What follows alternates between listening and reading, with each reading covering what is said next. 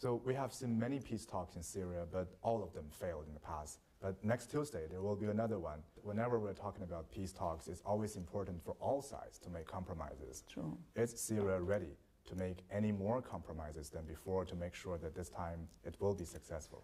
Well, first of all, we can't say that all talks have failed because there were some good results out of Astana. We had reduced escalation areas in Syria. And the Syrian government, since the beginning of every political attempt, had been pragmatic and had been forthcoming. In fact, it was the other side who is neither united nor ready nor able to do anything about political settlement in Syria. For 6 years, the Syrian government forces have been fighting the rebel forces. How will the Syrian government treat these group of people when we have seen that the government forces now seems to win one victory after another? Well, if I may correct your question, the Syrian government has been fighting terrorism. At the beginning of the war, all what we have been fighting is ISIL and Nusra and all terrorist groups who had been brought into our countries by regional and international powers in order to destroy our country. With the liberation of al-Bukamal, which happened 2-3 days ago, we can announce that terrorism is defeated, although there are some pockets which need to be also cleansed out of Syria. So if you name the rebel forces as the terrorists, it means that the Syrian government is not ready to make any compromise on a peace talk with them, right? No, that's not true. Those who are coming to talk in Astana or in Geneva are not the terrorists. There is a difference between people who are ready to lay down their arms and work with the government, and we have negotiated with many of these people in many areas in Syria and reached reconciliation between the government, between the Syrian people and these forces. But there's a difference between these forces and the terrorist groups who are either from ISIL or from Nusra or Ahrar Sham or Hayat Tahrir Sham or whatever. There are many names. There are tens of names. That's what Russia asked the United States to do since 2012, to separate between people who carried arms for one reason or another and terrorists who came from all corners of the world in order to destroy our institutions and our country. But of course, the United States didn't do that. So this time when the Syrian President Bashar al-Assad is meeting with his Russian counterpart Vladimir Putin, Putin is telling the Syrian side to have more compromises in order to pave the way for the peace talk this time on Tuesday, which does include some of the constitutional reforms that the Russian side may be suggesting. Will Syria carry out any reforms to meet the demand of people with different opinions with President Assad? Syria started carrying out reforms since 2011 and changed the constitution and changed the laws and carried out many reforms. But I can assure you what the West and its agents are interested in is not reforms. They were interested in destroying Syria and making Syria a puppet to Western world. This is what this war on Syria was all about.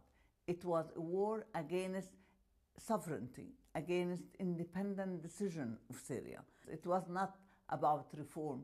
Did they want reform in Iraq? They knocked Iraq back 200 years. Is this because of the Western criticism or pressure, particularly countries like the United States, or is it because Russia is genuinely helping Syria to try to calm down some of the crisis? And what is the take of the Syria side on this? It's obvious for allies and friends to talk, dialogue, discuss ideas, and then reach conclusions. But in every single statement that the Russians reach, they always stress the unity and territorial integrity of Syria and the unity of the Syrian people, unlike the Americans who try only to buy some rebels in order to make sure that they might reach a partition of Syria. So there is a huge difference between Western attitude and Eastern attitude. And when I say East, I include Russia and China and Iran, who have respect for countries' sovereignty and territorial integrity. The Iranian government had said that the ISIL forces have ended in both Syria and Iraq. But it's very strange that the government of another country is claiming something inside Syria. What is your assessment on this? The Iranian government said that we are very proud that the Syrian army, in collaboration with the Russian Air Force and with forces from Iran and from Hezbollah, were able to defeat terrorism. You know, what the Western forces do not like, and Western media do not like, is this new emerging alliance between Syria, Iran, Russia, and Hezbollah.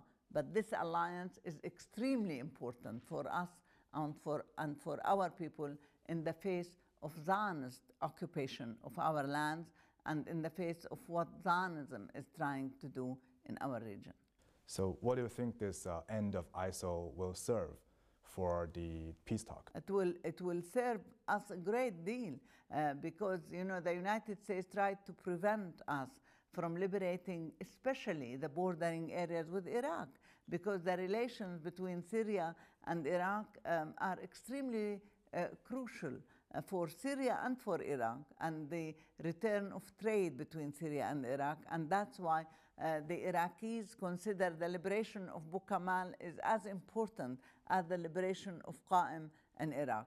So we believe that the defeat of terrorism in Syria is extremely important for giving peace talks life and hopefully for reaching a settlement and putting an end to this war that has been striking our people for the last 6 years. There are some rebel forces already meeting now in Saudi Arabia, and they're still discussing whether to include this Assad must go condition in the peace talk. What's your take on this? Well, we will see what they come up with. They have been meeting in Saudi Arabia for the last 6 years, and they have been attending Geneva 7 times. We had 7 rounds of Geneva, and yet they were not able even to formulate one delegation or to negotiate about the interest of the country. Many of those people who are meeting in Saudi Arabia are being paid by regional or international powers to be there and to appear as if they are opposition or rebel or whatever. We will see. The Syrian government is ready to do every positive step that will stop bloodshed in the country and will enable the Syrian people to go back and rebuild their country after this war. We have seen this 6-year-long bloody civil war in Syria, and it's very not tragic. A civil war, excuse me. That what has happened in Syria is not a civil war. The fact that Western media calls it civil war in order to exonerate themselves from the responsibility of supporting terrorism in Syria. So that's exactly the question that I was trying to ask. Yeah. Because many people call this a proxy war between either Russia or the United States or between Saudi Arabia and Iran. What is your assessment of the role of the Syrian Assad government in this war? Do you think that Assad is a puppet of Russia, as some Western media would call, or the Syrian government is actually a victim of this proxy war, or the government is actually a winner of this long-standing bloodshed?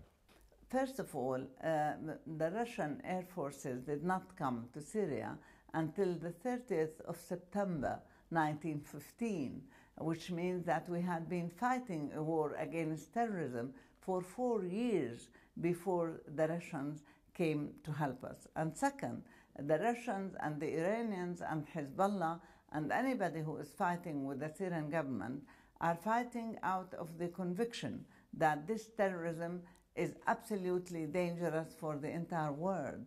And so Assad is a hero because he stood his ground, he stood with his people, he fought terrorism, he coordinated his efforts with any ally who is coming to Syria. So you're calling President Assad a hero, while the Western media is calling him a criminal that is causing so many humanitarian crises in Syria. How do you look at this diametrically opposed comment of your leader? Well, the Western media, as you know, 99% of all information in the world originates in the United States. All what the United States cares about is about Israel and about the Zionist entity in the region.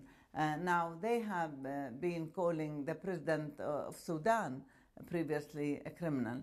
Now that he is negotiating with the Americans and he's taking a different attitude towards the Arab-Israeli conflict, they have changed their opinion about him. We don't take our evaluation either of our president or of our country from our enemies or from people who are targeting us.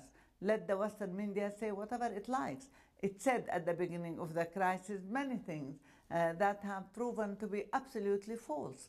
All what they did to bring 100 countries to stand against Syria proved to be absolutely false. Look what they did in Libya. Look what they did in Iraq. I mean, if we read their history and when they talked about, we find that what they say is irrelevant to what they do. So this time you are visiting China and your president is visiting Russia. Vladimir Putin is trying to help Syria in order to make sure that this time the peace talk will work.